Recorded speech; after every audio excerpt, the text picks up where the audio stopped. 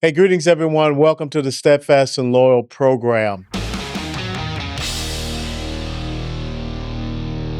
You gotta light 'em up before they burn it down. Better dig deep, put 'em in the ground. Blood on their hands, they're hellbound. Sing a song. Ooh, they're gonna burn it down. Sing a song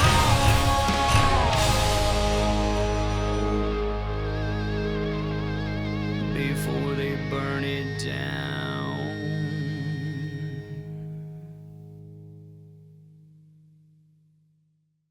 Hey, greetings, everyone. Welcome to the Steadfast and Loyal program.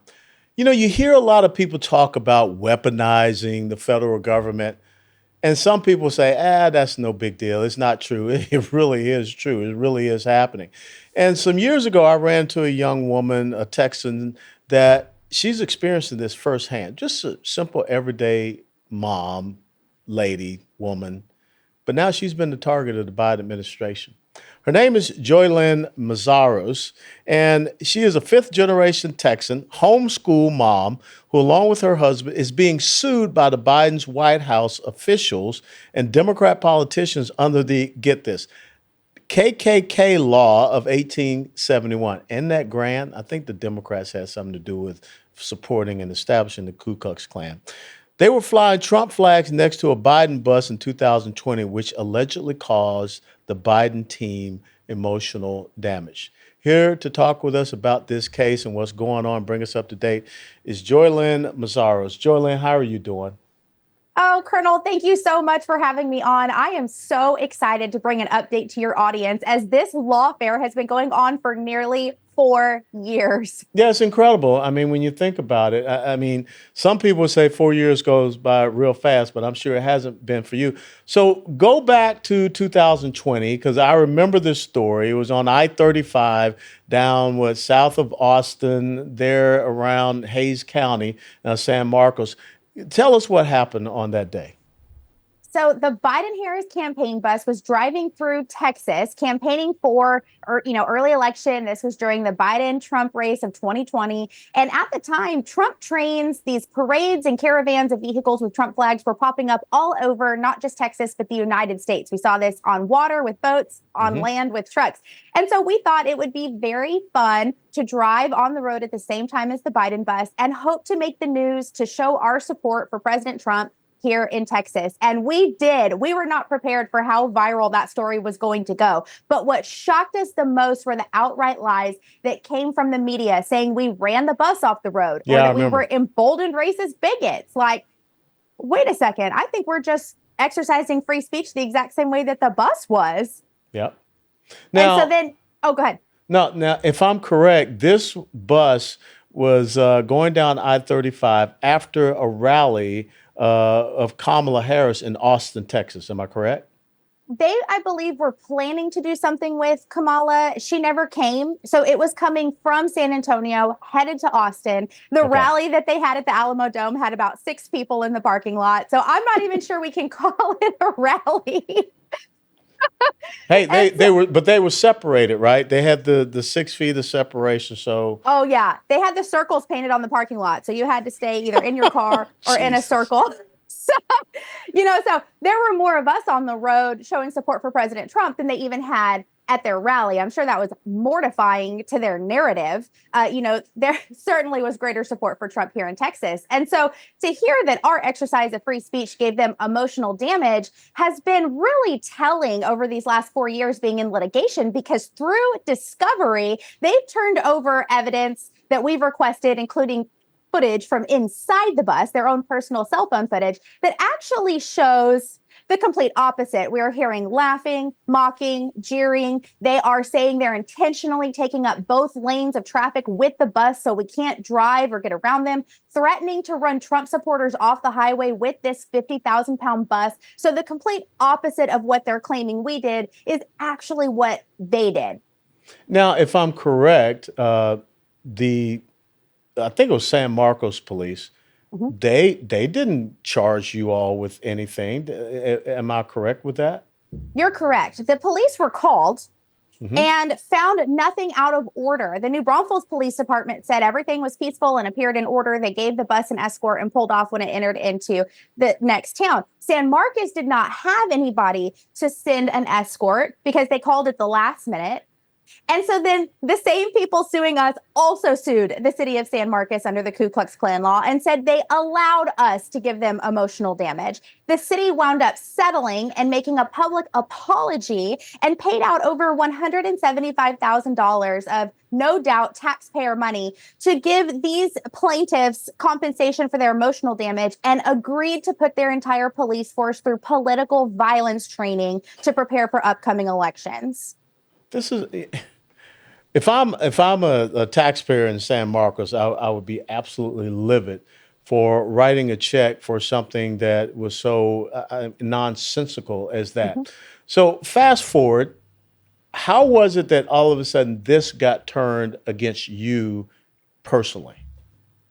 I will never know for sure because they randomly selected only a few of us to be in this lawsuit. I believe if they picked all of us, we would be more powerful than them. I think they expected to separate a few of us, make us take accountability for these lies for the entire group, and quickly squash us. But that has not been the case. I believe God called just a few of us to be brave and to stand up for what's right. And I think we have shocked their socks off because over the past 4 years, we've refused to cower. We've refused to settle, even though they tried to force us to settle, writing an order to the judge.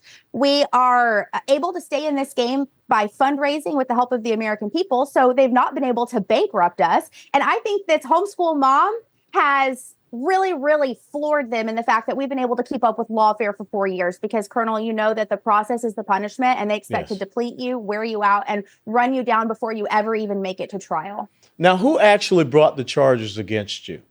So we've got Wendy Davis, who ran for governor pink of tennis Texas. shoe lady. Yes, sir. We've got David Gins, who works for Kamala Harris in the White House.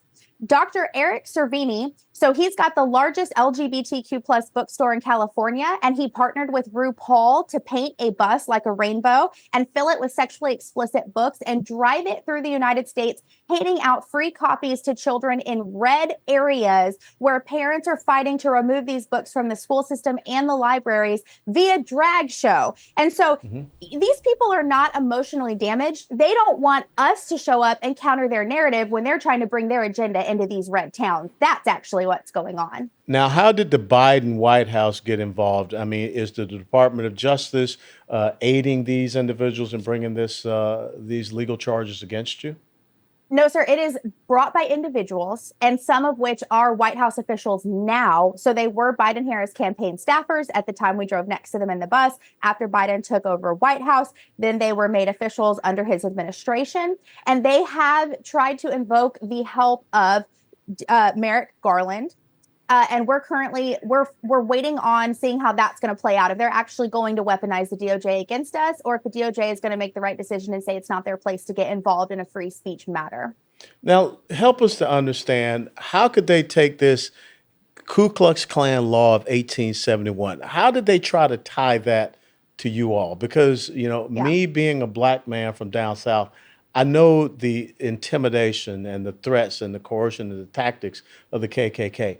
Yes. I think it's offensive and condescending that they would try to compare that to you all. So tell us the specifics about this law. Yes. Thank you for bringing that up and having such an objective perspective on this. It is heinous how they're using this law that was put into place to protect people of color who wanted to work, vote, and go to school, to protect them from government officials who were also the Ku Klux Klan that were literally harming and killing people so that they could not have the freedom that was that comes from Jesus that they were entitled to. And so they are not even meeting the requirements of using this law. The law is put into place for people to protect themselves from state actors and government officials. What we're seeing is government officials using it against average Americans, and they're not even proving any racial animus. They have to say that we were racially motivated and have proof of that. And it doesn't exist because we were not. And after 4 years of exhaustive discovery, they still have not found anything to substantiate these claims. But we have filed not one, but two, not two, but three motions to dismiss this lawsuit. And every single time, our judge denies that without giving any reason why. But he's Obama appointed. There's clearly a bias here. There's additionally a gag order. We are seeing and experiencing the same lawfare tactics that's happening to Trump. These people are not using the law the right way. They're making it a weapon against the American people. And the people that are in place to protect from this kind of thing happening aren't standing up to ensure that it doesn't. So we're just truly experiencing lawfare at its core. Who is the judge that is overseeing this case, this trial? His name is Robert Pittman. He, according to his Wikipedia, he's the first openly gay judge in Austin. He was nominated by John Cornyn under Obama's administration. And he is also the same judge that overturned Texas's heartbeat bill before Roe v. Wade was overturned, and the one that overturned the ruling to remove sexually explicit books from library shelves. He ruled that they would go back on the shelf. So have you had any contact with Senator Cornyn to say, this is who the guy you nominated to be a federal judge, am I right? Federal judge? Mm-hmm. Yes. This are the actions that he's taken. Because I think that what we have, Republicans got to be a little bit smarter. Mm-hmm. Why are we signing on to these judicial activists that are going to go in and punish everyday citizens? And when you mentioned Robert Pittman, I spoke about him with the whole issue of reversing the thing about the books being out there, these really pornographic books. So have you had a chance to talk to Senators Cruz and Cornyn about Judge Pittman? Thank you for asking this question. They refuse to respond to me. Refuse. I reached out. Hold on. Senator Ted Cruz and Senator John Cornyn refused to respond to you about a judge they nominated that is violating your individual constitutional rights. That's correct. And I am a constituent. Absolutely. I have approached Ted Cruz specifically multiple times at events where he's done book signings, especially regarding a book talking about the weaponization of the DOJ against Americans, saying, hey, I am one of your constituents. This is happening to me. This is a judge you have nominated. Why are you not returning my emails, my phone calls, and speaking out about this? And, I've never heard. Step aside, step over here. Let me let you talk to Michael Flushy. He'll help you out and he'll get back with you. No response, no phone call, left, no emails getting returned. And the amount of time, hours, energy, and effort I've spent from emailing, calling, showing up in person to get zero response over the past 4 years has been disgraceful. Ladies and gentlemen, we'll be right back for this discussion with Joeylynn Mesaros right after these commercial messages. Hey folks, Lieutenant Colonel Alan West here at Watchtower Firearms. This is the custom design AR-15 that was just made for me. It's got my Steadfast and Laurel logo there. On this side, you can see my signature, my master parachutist wings, of course, American flag. And I just want to tell you that you can't be a great American unless you have a great American weapon. And that's exactly what Watchtower Firearms is building. Great American weapons, all American parts, manufactured right here in the great state of Texas. And oh, by the way, let me see, where is the serial number on this one? TX 1836. If you're from Texas, I think you know what that means. God bless you. God bless Watchtower. Hit center. Yes.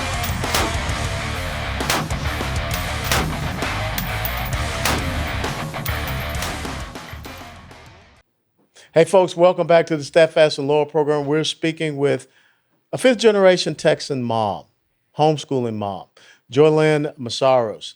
The officials in the Biden White House are bringing a case against her based upon this 1871 Ku Klux Klan law, saying that they brought emotional damage against them because they were driving in a Trump convoy next to a Biden campaign bus.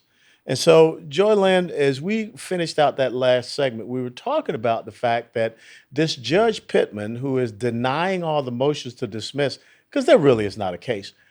I would just say this is why it's so incredibly important that conservatives get out the right vote, that we're not just voting who we think we're supposed to vote because somebody else told us to. We have to be educated and informed on who we're electing into office, and then taking responsibility for them making terrible votes and decisions that don't reflect our values, and then nominating the right person to do that in the future. I have learned in reverse how important that is through this process. And I thank God every day that he is opening my eyes and giving me a voice to speak up and advocate, to educate other people, to really pay attention to these elections and how much they impact our lives as Americans. You know, I got to ask you this personal question. You're an everyday just mom. How has this changed you? How have you grown through this crucible and this ordeal?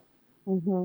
Yes, thank you so much. Growth is the word. This has been revolutionary. I think what they intended for evil, God has intended for good. I have been able to find my courage and find my strength and find my voice by trusting in God. In my weakness, he is strong. And so he's probably the strongest he's ever been, because this attack against us feels like I'm the weakest I've ever been. But it has woken me up to local elections. I'm sitting here thinking America's waiting for one man to change what's happening in America at the presidential level. We have the power to change what's happening in our own towns, affecting our own families at a local level. I'm paying attention now to what's happening at school board, city council. I'm getting in there and I'm rattling the cage. I'm stirring the pot. I'm waking up other moms to find their courage, find their voice, speak up and defend these children. So I didn't realize I had a purpose for free speech. I didn't realize I had a passion for helping inspire other people. When they sued us, I was intimidated, overwhelmed, exhausted, scared. I didn't understand I even had a right to free speech. I had to back it up and figure out what the Constitution said,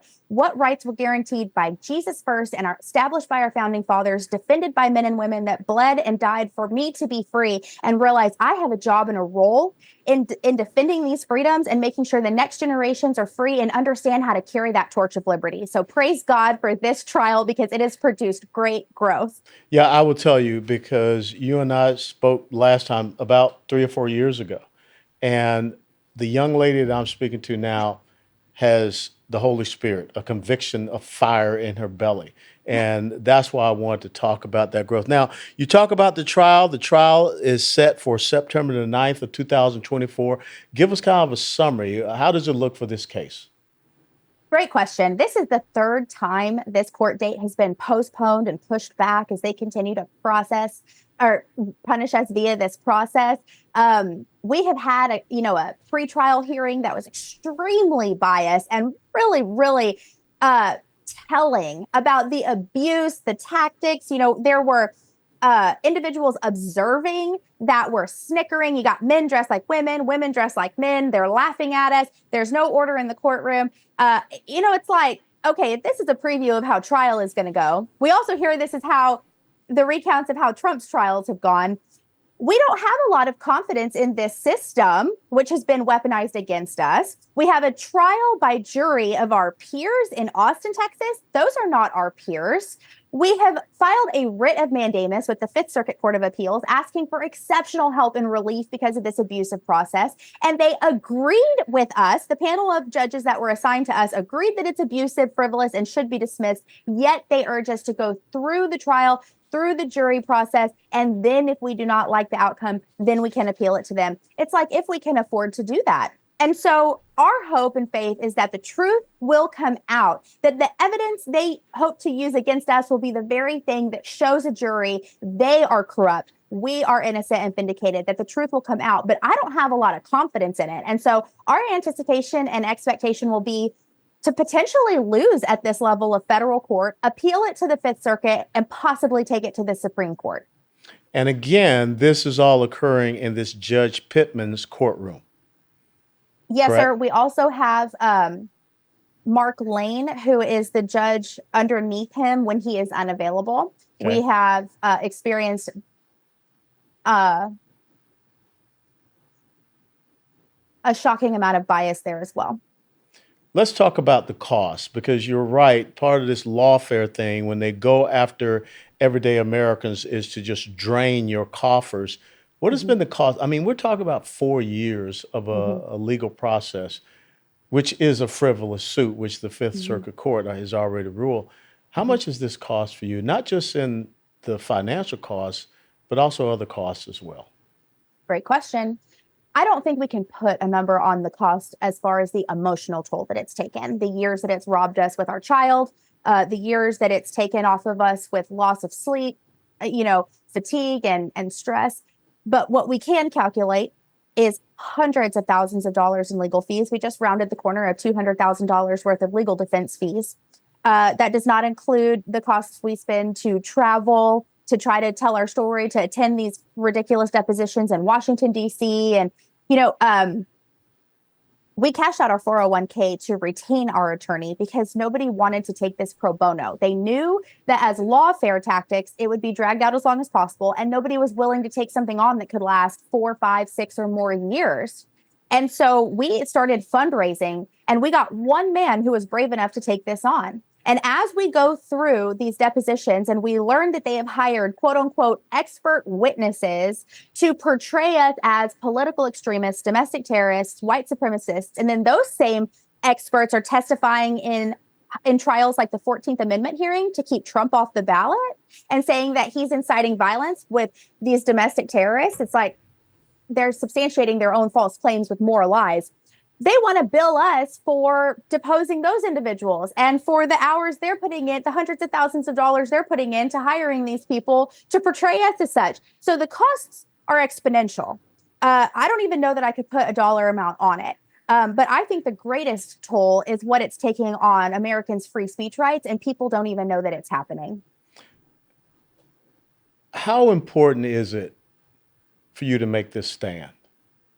I mean, really, you could have folded your tents, but how important is it for you to make this stand?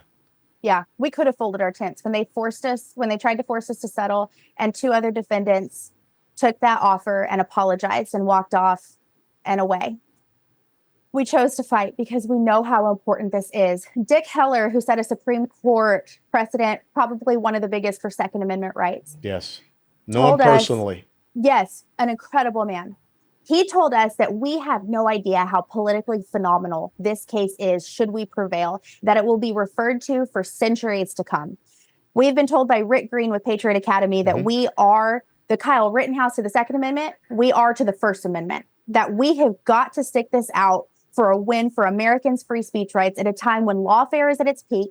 We're watching this Ku Klux Klan law come out left and right. That's the same law, Colonel West, that they used against the man who posted the Hillary meme when they tried to sentence him to 10 years in prison time. That's the same law they used against Trump for January 6th, saying he gave Capitol Police emotional damage. That's the same law they used against Dinesh D'Souza and Catherine Engelbrecht and True the Vote for the 2000 Mules documentary. This law, they have resurrected it, and they plan to squash people's civil liberties by saying that we are intimidating them with our Christian conservative viewpoints. What is the maximum punishment you could get in not prevailing in this case? The loss would be to the American people. For our family, it'd be complete bankruptcy. There are 0 criminal charges because we broke no laws. So this is just a civil lawsuit at the federal level that's destroying our lives. But the reality is that the worst they can do to us is financially bankrupt us. But the worst they can do to the American people is to chill free speech and to set a precedent at the federal level to easily be able to use this as a blueprint to weaponize the law against anyone. Like a mom going to city council and saying, I don't like these books in our library. You need to do something about it. I'm going to read you a page from this sexually explicit book. Then they sue that woman for emotionally damaging them and infringing on their civil liberties and use the Ku Klux Klan law without meeting the basic requirements. It's as easy as that. I want people to understand the importance of this case. Joeylynn brings out the point that she's been referred to as an extremist, a domestic terrorist. But yet we got people on the streets in the United States of America saying that they support Hamas. We are capturing, terrorists from Tajikistan, from Syria that are here illegally, from a president that has broken the law, violated the law of the Constitution. We have people that are standing outside, pro-life centers or now stand outside of, abortion clinics. And they're getting the 4 o'clock in the morning knock on their door because they would just stand outside and praying. Yep. What Joeylynn is representing is an incredible moment of inflection in this country where we see the tyranny of the progressive socialist left. And if we can't rally around someone like Joeylynn, then shame on us. So I want you to tell the audience how they can support you, how they can help you, who they should be calling. Because let me tell you something. The fact that this crap is happening in Texas should piss us off. We should tell the progressive social left, you want to do this mess in Massachusetts, in New York City, in California, but the hell with it happening here in Texas, where we sit around, we say, come and take it. You know, we got all these nice sayings, but we got senators that are nominating judges that are squashing individual rights and freedoms. How can people help you, Joeylynn, and how can people rally to your cause and show support for you as you get ready to go 2 days before 9/11? That's when her trial is. Thank you for making such a great point, such a point about Texas where we say, come and take it. And then when they come and take it, then people say, oh, I don't really want to get wrapped up in that. This is the time to link arms, to link shields, to help one another. It's not as easy as saying it's not happening to me, so I don't have to worry about it. I represent everybody. It is already happening to you. And what they say, hey, if it can happen to Trump, it can happen to you. It already is. It's happening to people like me, and I represent the average American. People can follow our story at freespeechdefender.com. At freespeechdefender.com, we tell the story in a 90-second video. You can share that on social media, send that to friends and family, have this conversation around the dinner table with your children, educate them on free speech and how to know, assert, and defend their basic rights. Please call your senators, please call your elected officials and ask them, why are they not weighing in on this, speaking about this, helping with this? Hold them accountable for nominating judges like this. Please contribute to our legal defense fundraiser so that we can ensure a victory for free speech rights. If they want to squash us in this process, then it is our job to make it all the way through, to hold them accountable and to get a win. At freespeechdefender.com, you can learn about us, pray for us, make a contribution, share our story, and shop our merchandise like the 1776 necklace I'm wearing and other amazing things on our shop tab. We have so many fun ways people can support us. Joeylynn, thank you so very much. You truly are the embodiment of steadfast and loyal. And folks, go to freespeechdefender.com and support them, because if they come after them, then they're coming after you. And read up about this KKK law of 1871. I found it quite insidious that the party that created the KKK is using it against American patriots, and especially Texas patriots. God bless you, Joeylynn. And I'm here for wherever where I can support you and help you. Thank you for giving us a voice. This is a huge answer to prayer, and you are a true patriot. Texas is lucky to have you. Thank you, dear. God bless. Before they burn it down.